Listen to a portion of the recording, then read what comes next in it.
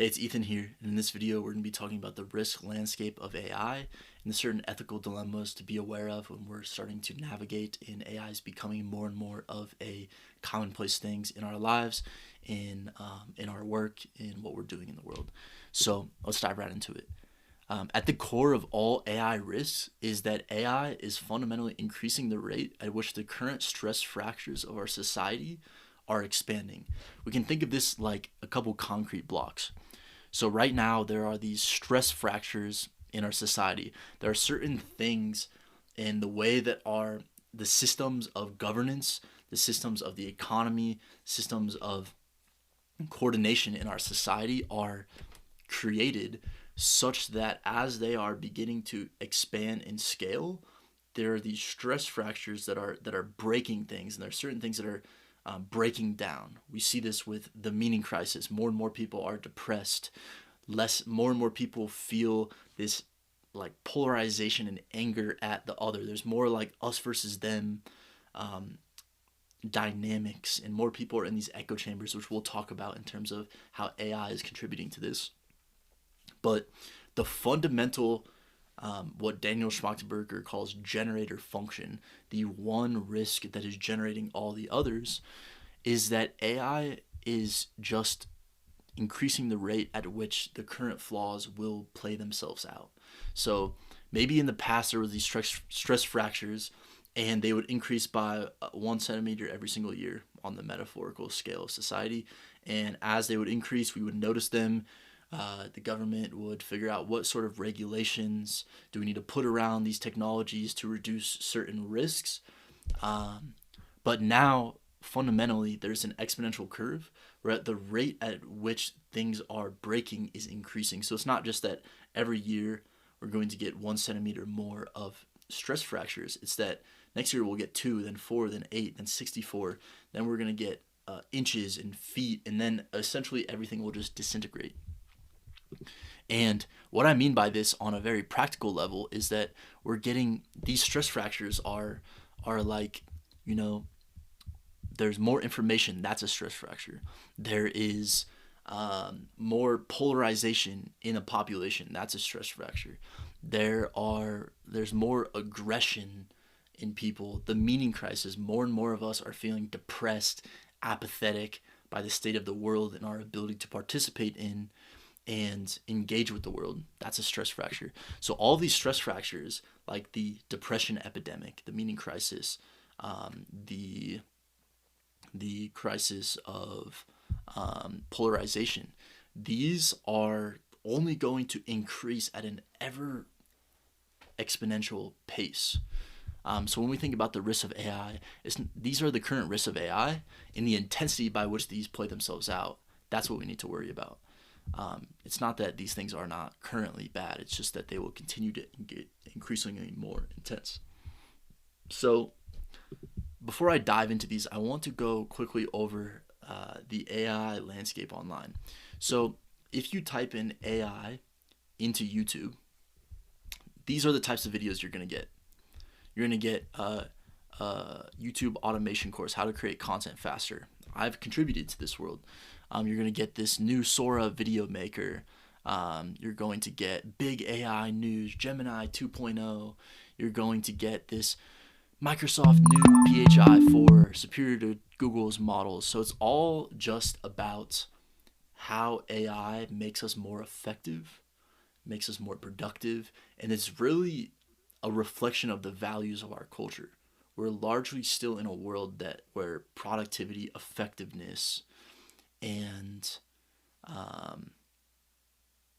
personal progress are the primary motives and values of our culture. And the second order implications of that are that we get these stress fractures. We get these negative aspects playing out because we're not taking into account the consequences of our actions. So fundamentally, the way that we relate to the risks of AI is by doing second order thinking. So first order thinking.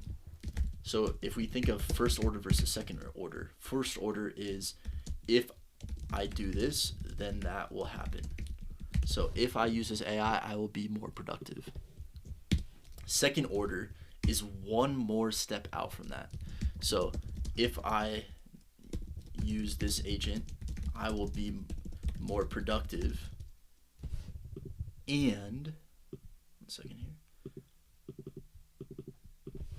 And it will affect other people in this way. So it's not only about how can I be more productive. It's saying if I use this agent, I will be more productive, and it will affect other people in this way. And so then that changes our thinking, because fundamentally, if we're a good human, we don't want to harm other people.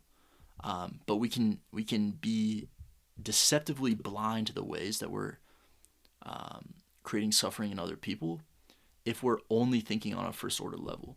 Now, if we think on a second order level, what we start to realize is that I want to contribute to humanity in a positive way. So therefore, I must take into account the ways that the things that I'm building are affecting other people's day-to-day life. So now let's dive into some of the practical or like very concrete examples of this. So let's start out with weaponizing human intimacy. So I took this idea from Tristan Harris. He runs the Center for Humane Technology. You might have seen his documentary on Netflix called The Social Dilemma. And fundamentally, how it's framed here is that social media weaponizes attention. It basically allows us to, it's trying to capture as much attention as possible through the use of us feeling like it's, you see this with people growing up and using Instagram and Snapchat. We're feeling worse. We're comparing ourselves to others because we're seeing images of other people and we think they're living such great lives.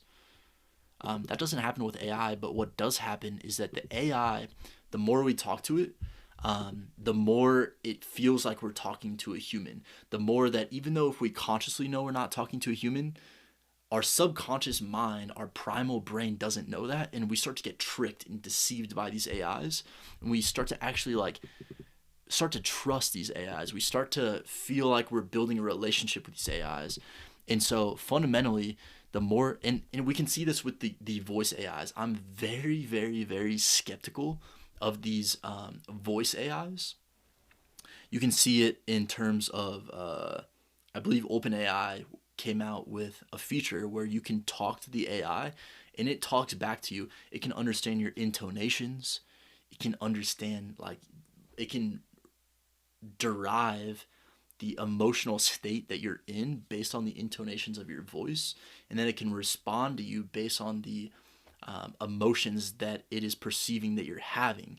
And this is a crazy amount of, really, it's scary. It's scary because how much power could an AI company have if it can literally manipulate human emotions at will, because it's able to understand these people are starting to naively trust the AI by talking to it, and they're starting to their primal brain is getting tricked into thinking that they can trust this thing.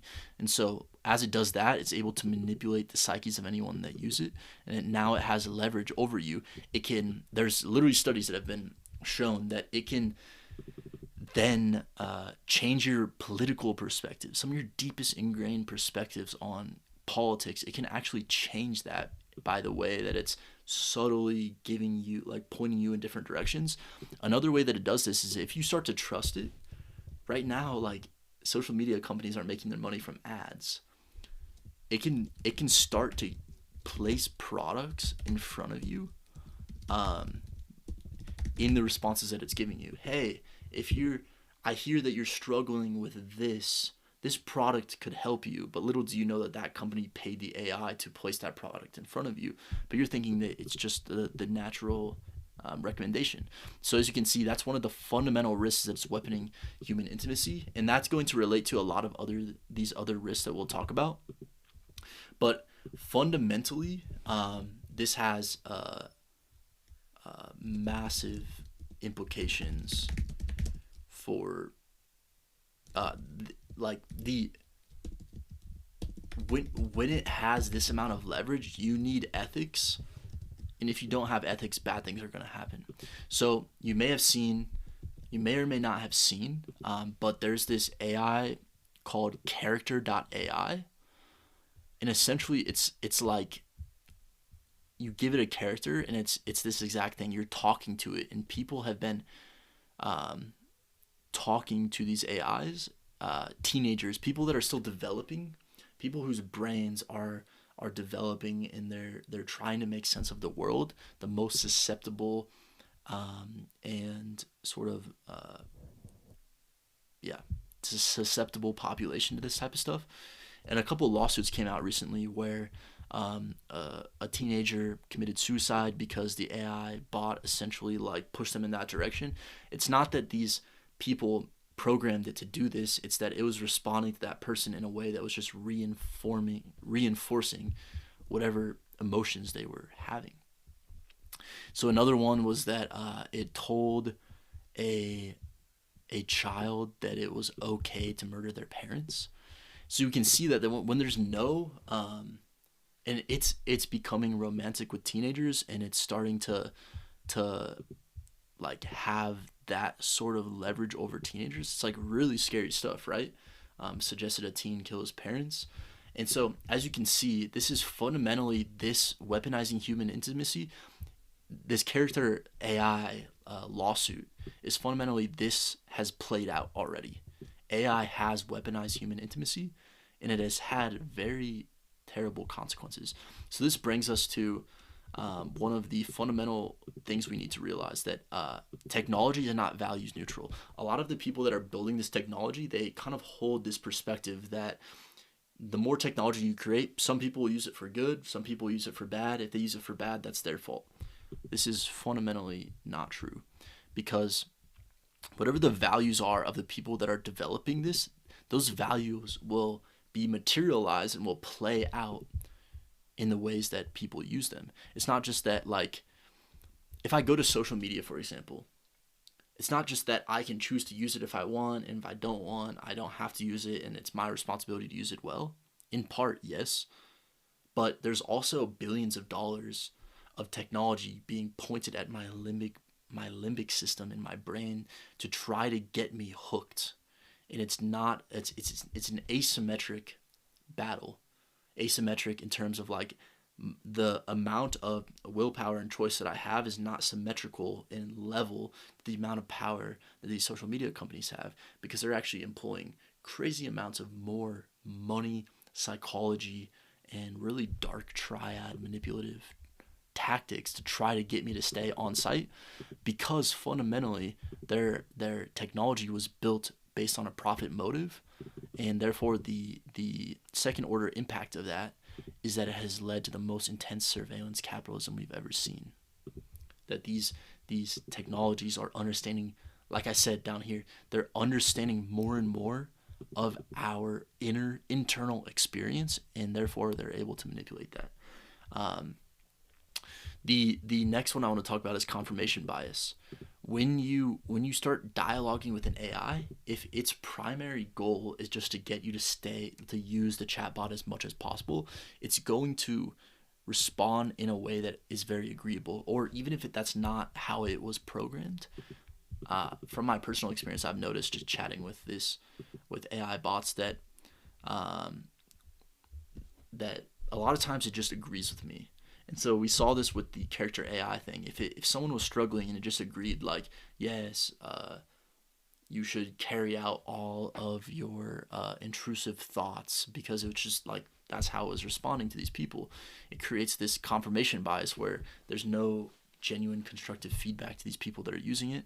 And then when you add in AI systems and agents that allow people to disseminate information at scale, then you run into the very real risk that people's confirmation bias will be amplified in the information that they are sharing at scale.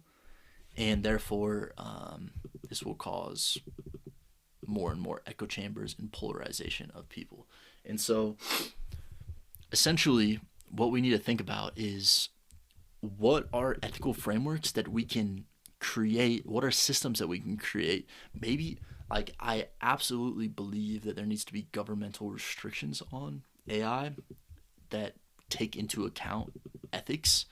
We can already see this playing out with different lawsuits happening, and this stuff is going to court. But what I'm personally most interested in is what are different ways that we can build systems, ethical AI systems to counteract some of these risks. Are there ways where maybe we build a system that people can employ that whenever they're like going into a very deep rabbit hole of misinformation and confirmation bias, it says, hey, here's another perspective you might have not thought of before, that is also that people are also talking about on this topic. And we're ultimately trying to help people see that there are different perspectives to take on every single issue.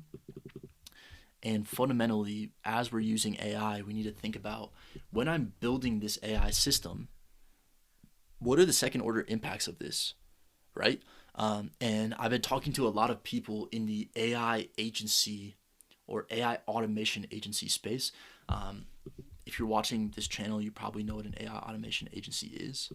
But if you don't, it's called AAA, is how a lot of people are calling it. And it's essentially a business model where you use tools like Zapier or Make.com to build automations that integrate AI into the workflows. Boom. So this is funnily what an AI automation agent is. And it's not, I don't think it's fundamentally a good or bad thing. But obviously, when you're using AI to create automations that do things more effectively, you're amplifying the stress fractures of society. And so either you building AI automations that are trying to patch up these fractures, or you're building AI systems that are increasing the rate at which things are falling apart. One of the core examples of this is there's this thing which I have yet to really test out, but it's called a Vappy voice agent. There's a couple different companies, but Vappy is the one that's the biggest, and it's essentially it's like an AI phone receptionist.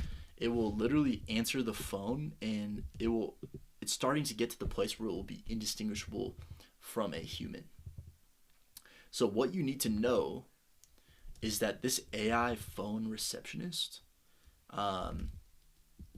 like we said down here, a lot of the people that are calling, like, it's being implemented by businesses, and if someone's calling it, they might not even know that they're speaking to an AI. And now this AI has the power to be trained to interact, and it's trained to have certain motives, to profit motives.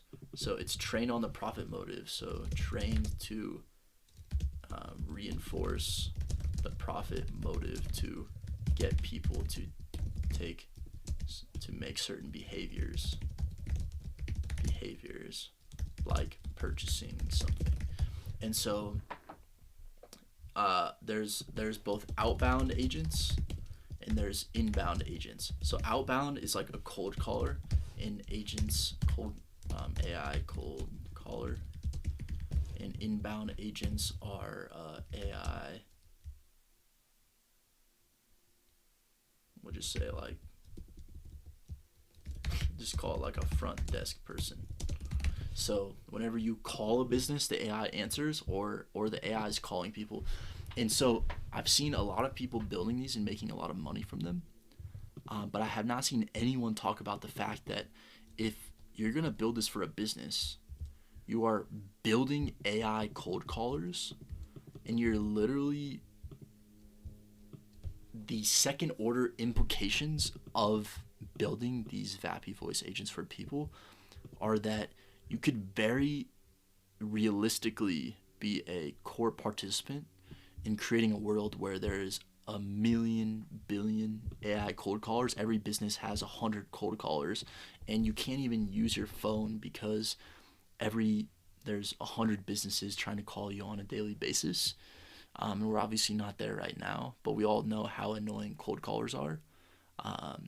And so it's just like fundamentally myopic thinking to think like, oh, I can make a lot of money building this Vappy outbound voice agent that's going to make me more sales. It's going to let me more effectively manipulate the behavior of someone to purchase my product. But now I'm getting hit up 100 times a day on my phone, and I'm like, God, these freaking cold callers, and I literally created that world. And so this is where the second order implications thing comes in. And we're going to see this very realistically as agents get better, because I'm already starting to see this come online, where right now agents are basically workflows. It's basically people that are creating different workflows, and having the AI decide which workflow to call. But AI agents are increasingly getting to the place where they can literally just respond. They can really just take over control of your computer. So these voice agents will get to a place where you just say, "Hey, AI agent, go and find me new clients and email them," right? And so what it will literally do is it'll go out onto the web. It will find people's emails. It will email them. It'll have conversations with them. And more people that are a little bit more naive and don't fully understand how AI works, they're going to be talking to people in their inbox thinking that they're a human when they're really talking to an AI, because it will be indistinguishable from a human. So this is a rough overview of the risk landscape of AI. So when the mission I have with this channel, the mission I have with recording this content in the first place, is both to educate on the risks of AI, but also to try to, my goal is to document the process of building a business that utilizes AI and AI agents in a way that is ethical and in a way that takes into account these risks while building out the agents and the systems. And so fundamentally, AI increases the amount of leverage. AI increases the amount of leverage that single people have. And so what it fundamentally does is, if one person can install 100 agents into their business that do work for them, they are now essentially a 100-person business operating as a one-person business, which makes it almost impossible to compete with. So I believe that in order to live in a world that's beautiful, that's good, that we want to live in order to avoid systemic societal collapse, we need to learn how to integrate AI, how to build AI that is able to match the scale of the people that are building AI agents without values. It's not that people are trying to do evil.